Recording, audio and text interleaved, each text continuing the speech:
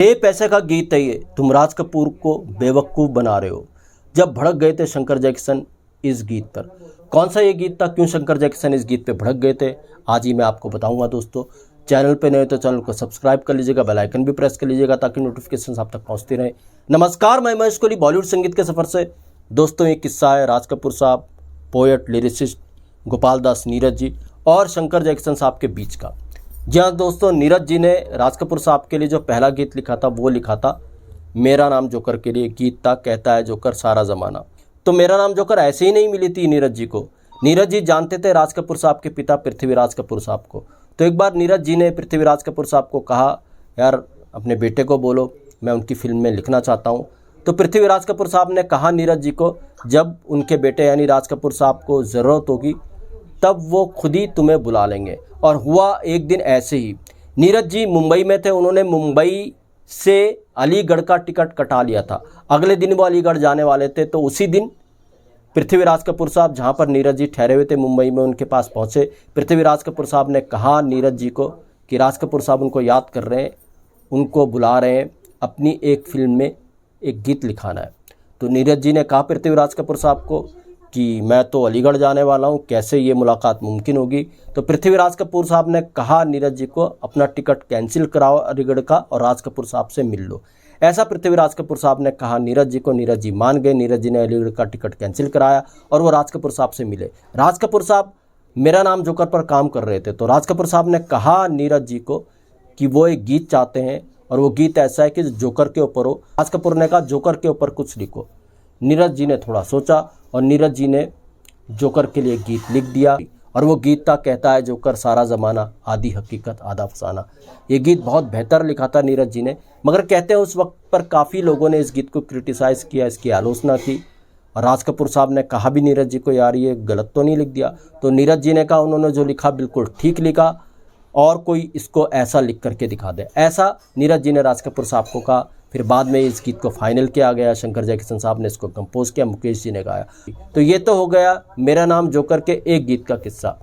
दूसरे गीत का किस्सा वो 6 पैसे वाली बात। जी हाँ दोस्तों, नीरज जी ने जब मेरा नाम जोकर का लगभग ये टाइटल सॉन्ग ही था कहता है जोकर, इसको लिख करके वापस वो अलीगढ़ आ गए थे। अलीगढ़ में थे नीरज जी।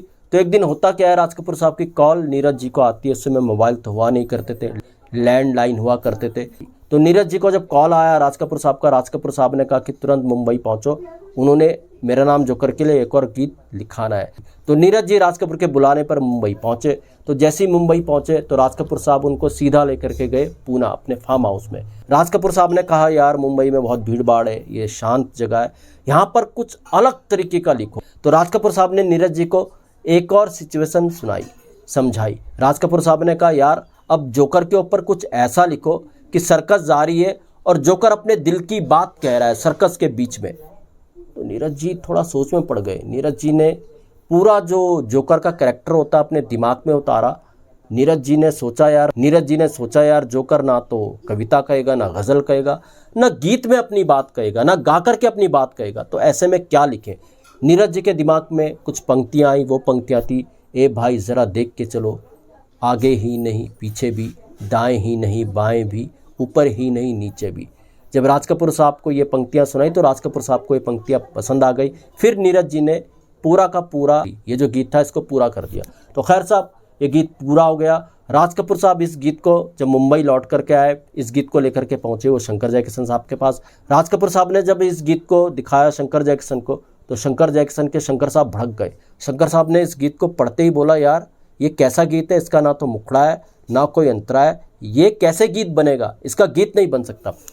राज कपूर साहब दोबारा पहुँचे नीरज जी के पास। नीरज जी ने कहा जैसा उन्होंने लिख दिया वही अच्छा है, इसको वो चेंज नहीं करेंगे। राज कपूर साहब थोड़ा सा टेंशन में आ गए, यार ये सब क्या हो रहा है इस गीत को लेकर के। खैर साहब जब नीरज जी और शंकर जैक्सन साहब की इस गीत को लेकर के सीटिंग हुई तो शंकर साहब भड़क गई नीरज जी पर। शंकर साहब ने कहा नीरज जी को, यार ये 6 पैसे का गीत भी नहीं है, तुमने इस गीत को कैसे बना दिया, तुम राज कपूर का बेवकूफ़ बना रहे हो। नीरज जी को भी गुस्सा आया। नीरज जी ने कहा उन्होंने जोकर के लिए ये गीत लिखा है, उन्होंने समझाया जोकर ना तो कविता कहेगा, ना गज़ल कहेगा, ना गीत को गाएगा, उन्होंने जो लिखा है वो ठीक लिखा है और इसको वो चेंज नहीं करेंगे। राज कपूर साहब को भी थोड़ा सा यार अजीब लगा, ये सब क्या हो रहा है। तो राज कपूर साहब के दिमाग में एक बात आई। राज कपूर साहब ने कहा नीरज जी को, यार तुम तो मंचों पर अपनी कविताएं पढ़ते हो, तो मंचों पर जिस तरह से तुम तरन्नुम में अपनी कविताएं पढ़ते हो उसी तरीके से इस गीत को भी पढ़ दो ना। नीरज जी के दिमाग में भी हाँ बिल्कुल ठीक है।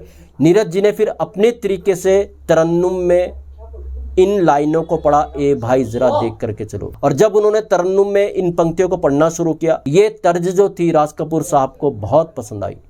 राज कपूर साहब ने कहा शंकर जयकिशन को, अब इस पर गीत बनाओ। शंकर जयकिशन ने फिर गीत को लिया। शंकर जयकिशन को पता था नीरज जी भी थोड़े से अड़ियल है। शंकर जयकिशन ने इजाज़त ली नीरज जी से। शंकर जयकिशन साहब ने कहा नीरज जी को, तुमने जिस तरीके से तरन्नुम में गाया है वो तो ठीक है, मगर क्या हम इसमें थोड़ा सा फिल्म के हिसाब से फेरबदल कर सकते हैं, इसकी धुन में थोड़ा सा फेरबदल कर सकते हैं। नीरज जी जानते थे फिल्मों का अपना अंदाज़ होता है, फिल्मों के गानों का अपना अंदाज़ होता है। उन्होंने कहा कोई बात नहीं, अब जैसा चाहो इस गीत को कंपोज करो। खैर साहब, नीरज जी के तरन्नुम को लेकर के उन्होंने फिर अपने तरीके से इस गीत की धुन को सेट किया, फिर अरेंज किया और इसको गवाया मन्ना डे साहब से। जब मन्ना डे साहब से गवाया और इसकी रिकॉर्डिंग कंप्लीट हुई तो ये गजब का गीत बन पड़ा। ए भाई जरा देख के चलो। और जब ये गीत फिल्म के अंदर आया तो देखते ही बनता है। वो जो जोकर वाली सिचुएशन थी और दमदार हो जाती है।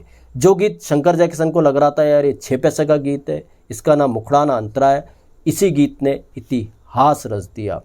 ये गीत आज भी जब भी जोकर का चेहरा लोगों के दिमाग में आता है तो यही गीत लोगों के सामने आता है।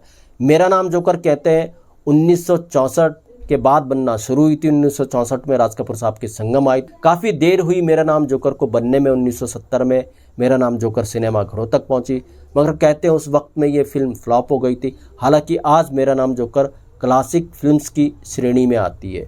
तो दोस्तों, ये था एक नायाब गीत का किस्सा जिसको पहले शंकर जयकिशन साहब ने रिजेक्ट कर दिया था, बाद में इसी नीरज जी के गीत ने इतिहास रच दिया था। तो ऐसे किस्से मैं आपके लिए लेकर के आता रहूँगा। फिर मिलूंगा किसी और वीडियो में किसी और किस्से के साथ। तब तक महेश कोहली को दीजिएगा इजाज़त। Goodbye, good luck, take care.